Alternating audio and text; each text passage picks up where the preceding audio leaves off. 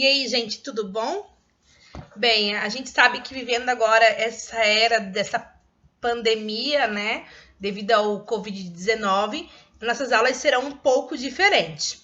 Então, a gente vai começar dando uma resumida, né, no que a gente já viu no trimestre. Então, eu separei aqui uns slides para vocês, né? Essa vai ser a metodologia que eu vou adotar, então eu vou narrar os slides e explicando eles. Esses não irei me aprofundar muito, porque a gente já viu esse conteúdo, só mesmo para refrescar a memória, porque depois no próximo, então, a gente vai entrar no Brasil. Tem turmas que já iniciaram o Brasil, mas teve turmas que ainda não iniciaram o Brasil. Como eu irei lançar o material igual para todos os segundos anos, então achei ideal revisar o que a gente já viu para depois entrar no próximo conteúdo. Então, vamos lá? Vamos à revisão, então. Quando a gente viu lá na urbanização, a gente viu a origem das cidades, aquele material, como é mais antigo, eu acabei nem adotando. A gente viu a violência urbana até chegar nas desigualdades urbanas, certo? Quando a gente fala de desigualdade, a gente fala abre um leque gigantesco, né? Diversas opções. A gente acabou se aprofundando em algumas, que elas são bem características, né, desses centros urbanos, das cidades e o meio urbano que a gente está inserido. A desigualdade social, a desigualdade etária, a desigualdade racial e a desigualdade de gênero.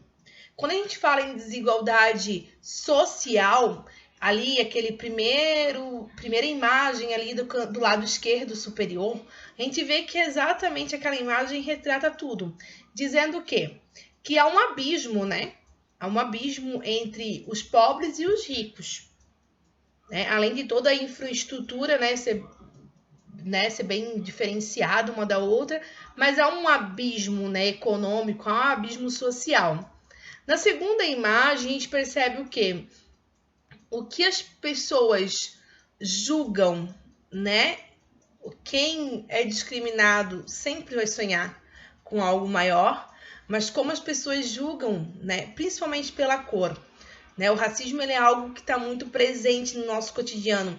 Até falando em cotidiano, né? Mencionando nessa apresentação agora, o caso recente que aconteceu com aquele diretor, né? Que falou sobre a Maju e a Thelma do BBB, super escroto, né, a colocação dele e tal.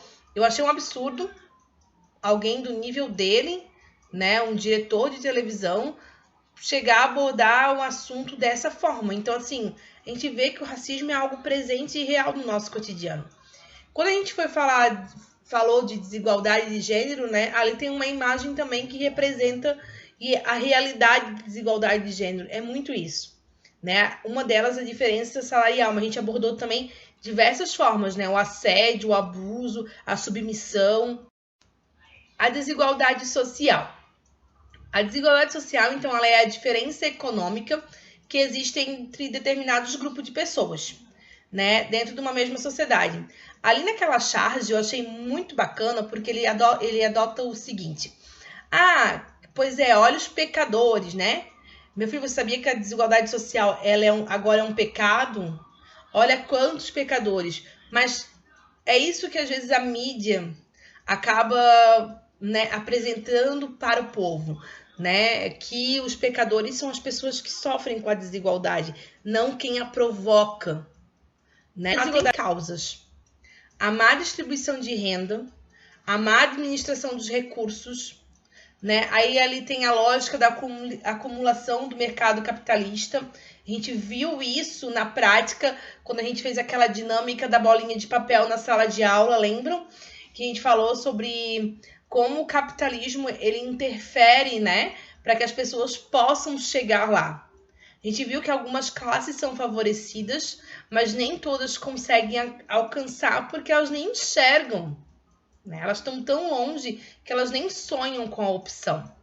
A falta de investimento, e aí nas áreas sociais, culturais, da saúde e educação, a falta de oportunidade de trabalho e a corrupção, né? Como sempre, né? Já é algo que é um mal, né, encruado dentro da sociedade. e que não faz parte somente lá do governo, né? Quando a gente fala de corrupto, a gente pensa em roubo em alta escala, mas não. Corrupção a gente vive no nosso dia a dia quando as pessoas não respeitam as regras, né? Ou querem dar uma forma de passar por cima das regras. Desigualdade de gênero. Então, quando a gente fala de desigualdade de gênero, ela é um conceito social. É um termo que ele está inserido na nossa sociedade porque a gente foi ensinado assim, né? Aqui eu botei duas imagens assim, que são bem contraditórias, né? E vão fazer vocês pensarem assim como eu. Quando a gente vê a primeira imagem, ambos são gerentes, é a desigualdade de gênero, mas a parte econômica, né? Falando da parte salarial, que o homem ganha muito mais que a mulher. E ainda existem até hoje, isso é um fato. Quando a gente olha na imagem de baixo, todos vão sair, né? Tem a chance, né, de largar ao mesmo tempo, né? Tanto homem quanto mulheres. Só que aqui a gente vê o quê? Os homens não possuem obstáculos. As mulheres, quantos obstáculos elas terão que pular, passar para conseguir alcançar? E aí está escrito, né? Meritocracia. E é uma realidade, né? Eles sempre tiveram, o homem sempre teve um patamar privilegiado, vendo tudo de cima. Então, por isso que é tanto a luta, né? Dos princípios das mulheres, da força da mulher. Não é para querer aniquilar ninguém. Foi o que a gente trabalhou durante as aulas. Mas sim em busca de uma igualdade. Quando a gente fala de desigualdade racial, né, aqui tem um texto, né, uma breve parte do texto do conteúdo que vocês têm. Inúmeras tensões raciais, sociais ainda persistem, né, desde a abolição da escravatura. E é uma realidade e a gente encontra isso dentro da escola. A escola é um grande indicador, né, que a desigualdade racial ela ainda é clara, ela ainda é nítida e existe.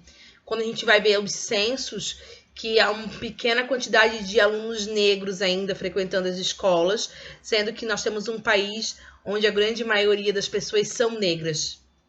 É essa disparidade que tanto nos assusta, né? Então ali também tem duas imagens, né? São duas charges que elas nos fazem refletir.